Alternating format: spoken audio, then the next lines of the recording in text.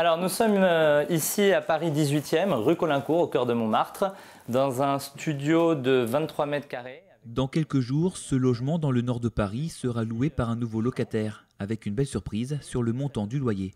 Ce studio est actuellement loué 800 € par mois.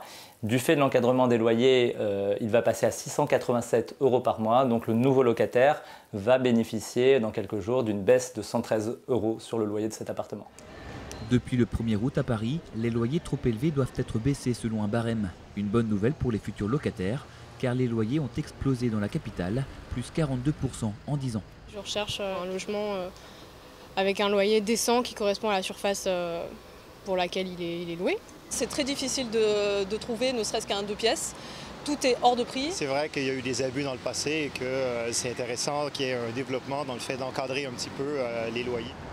Pour encadrer les loyers, Paris a été découpé en 14 zones, de la plus chère à la moins chère. Pour chaque zone, un loyer de référence a été fixé en fonction du nombre de pièces et de l'année de construction de l'immeuble. Désormais, les propriétaires ne pourront plus réclamer un loyer supérieur au loyer de référence, majoré de 20%. Une mesure cependant décriée par les professionnels de l'immobilier. Ce sont des loyers médians par type et non pas par surface. Un 2 pièces de 32 mètres carrés qui se loue moins cher qu'un studio de 32 mètres carrés, c'est idiot. Parce que ça veut dire qu'à ce moment-là, le propriétaire il aura intérêt à faire tomber la cloison pour le louer plus cher.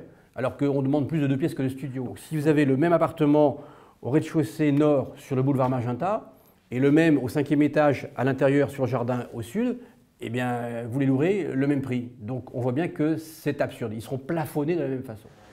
En attendant, les grands gagnants sont les locataires qui vont signer un nouveau bail ou le renouveler. Après la signature du bail, si le loyer est trop élevé, le locataire a 3 ans pour le contester. Dans la capitale, plus d'un loyer sur 5 devrait baisser.